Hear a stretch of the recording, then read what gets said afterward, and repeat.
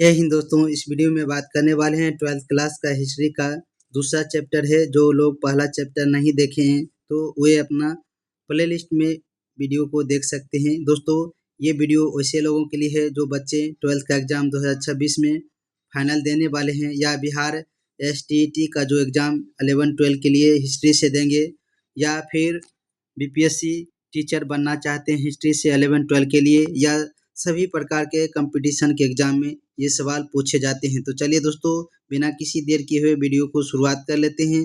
आज दूसरा चैप्टर है और वीडियो को जो लोग पहले बार देख रहे हैं तो चैनल को सब्सक्राइब कर लीजिएगा ताकि आपको मेरे वीडियो का नोटिफिकेशन सबसे पहले आपको पहुंच सके।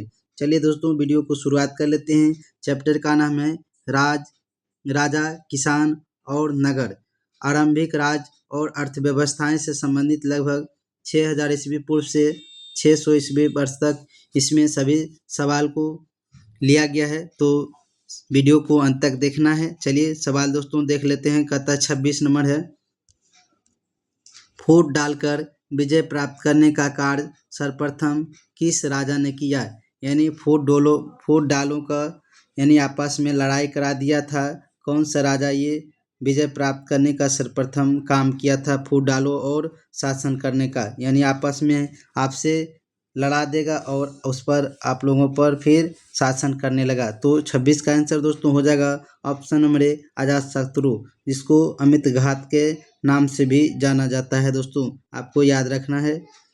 27 नंबर सवाल है दोस्तों, कहता है जीव वैद्य किस वंश के काल में था? जीवक जो वैद्य थे ये किस वंश के काल में था? तो आपको याद रखना है 27 का answer option number C, Haryanka वंश के काल में था। हर्यक वंश का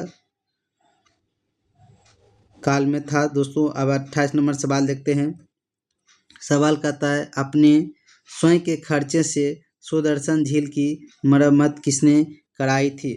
अपने स्वयं के खर्चे से सुदर्शन जो झील था उसका मरम्मत किसने कराया था? तो 28 का आंसर हो जाएगा दोस्तों ऑप्शन नंबर सी, रुद्र दमन ने कराया था।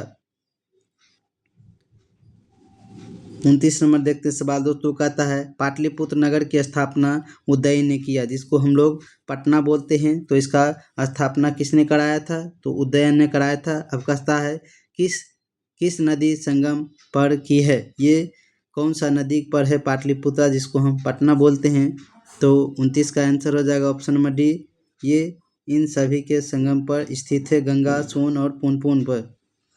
चलिए 30 नंबर देखते हैं दोस्तों। 30 नंबर सवाल कहता है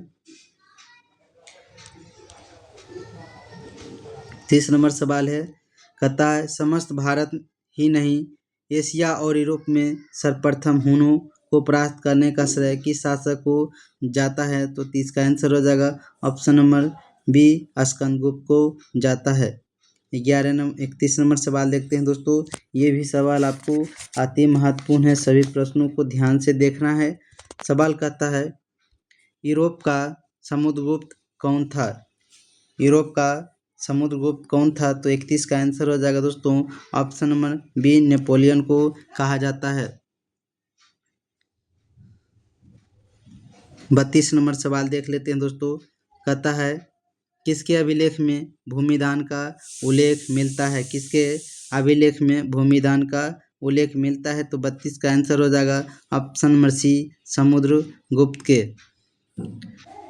33 नंबर देखते हैं दोस्तों। कहता है भूमिदान से संबंधित प्रथम अभिलेख प्रमाण किसका है? भूमि अनुदान से संबंधित प्रथम अभिलेख प्रमाण किसका है?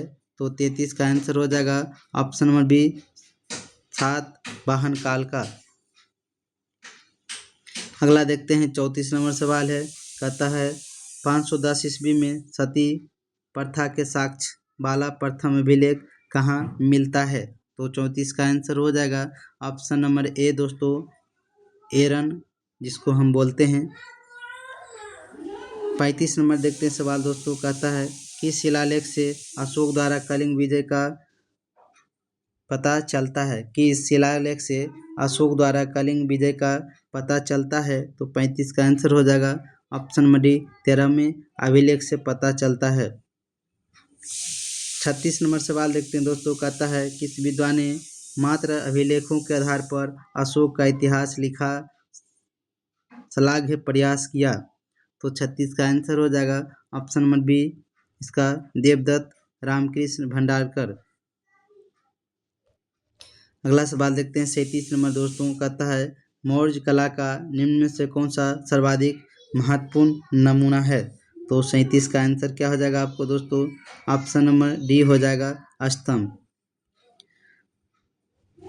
38 नंबर सवाल देखते हैं दोस्तों, ये इंपॉर्टेंट सवाल है आपको। इंडिका की रचना किसने किया। इंडिका जो पुस्तक है इसका लेखक कौन है। तो 38 का आंसर हो जाएगा ऑप्शन नंबर बी मेगास्थनीज।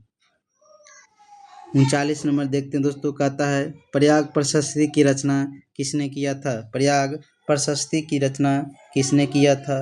तो 39 का आंसर हो जाएगा ऑप्शन नंबर सी हरिसेन ने किया था। 40 नंबर देखते हैं दोस्तों, कहता है गुप्त के 40 नंबर सवाल है, गुप्त के काल में कौन सी चीनी यात्री भारत आया था। ये भी सवाल कई बार पूछा जाता है, गुप्त के काल में कौन सी चीनी यात्री भारत आया था। तो 40 को याद रखना है आपको, ऑप्शन नंबर बी फाहियान ने भारत आया था गुप्त के काल में, ये चीन के यात्री थे। 41 नंबर देखते हैं दोस्तों, कहता है भारतीय इतिहास का कौन सा काल स्वर्ण काल के नाम से जाना जाता है। ये भी परीक्षा में बार बार आता है। कहता है भारतीय इतिहास का कौन सा काल है जो सोना के काल के नाम से जाना जाता है। तो 41 का आंसर हो जाएगा ऑप्शन नंबर बी दोस्तों गुप्त काल को स्वर्ण काल भी कहते हैं। 42 नंबर देखते हैं दोस्तों, कहता है ये भी सवाल अति महत्वपूर्ण है, सारे सवाल महत्वपूर्ण है, बार बार आपको बोलते हैं। अशोक किस वंश का शासक था। अशोक जो थे ये किस वंश का शासक था। तो 42 का दोस्तों आंसर हो जाएगा ऑप्शन नंबर बी हो जाएगा मौर्य वंश के शासक थे। 43 नंबर देखते हैं दोस्तों, कहता है कौटिल्य की कौन सा पुस्तक कीर्ति है। कौटिल्य का कौन सा कीर्ति है। तो 43 का आंसर हो जाएगा ऑप्शन नंबर बी ये अर्थशास्त्र पुस्तक लेखक के कौन है कौटिल्य, जिसको हम चाणक्य भी बोलते हैं। 44 नंबर देखते हैं दोस्तों, कहता है मेगास्थनीज भारत में सिक्के किसके दरबार में आया था। ये भी सवाल अति महत्वपूर्ण है। कहता है मेगास्थनीज भारत के किसके दरबार में आया था। तो 44 का आंसर हो जाएगा दोस्तों ऑप्शन नंबर ए हो जाएगा चंद्रगुप्त मौर्य के दरबार में आया था। अगला सवाल है समुद्रगुप्त की जानकारी कहाँ से होती है। समुद्रगुप्त की जानकारी कहाँ से होती है। तो 45 का आंसर हो जाएगा ऑप्शन नंबर बी दोस्तों प्रयाग प्रशस्ति से जानकारी होती है। 46 नंबर देखते हैं, कहता है पाटलिपुत्र की स्थापना किसने किया है। दोस्तों पटना की स्थापना किसने किया। तो उदयन ने किया था, आपको ध्यान रखना है।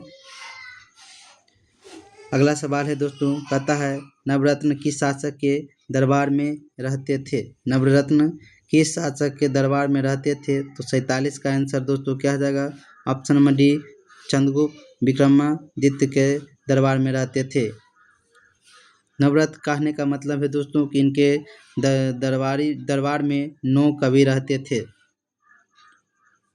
48 नंबर सवाल है, कहता है अभिज्ञान शकुंतलम के रचनाकार यानी लेखक कौन है। दोस्तों 43 का आंसर हो जाएगा ऑप्शन नंबर ए कालिदास थे।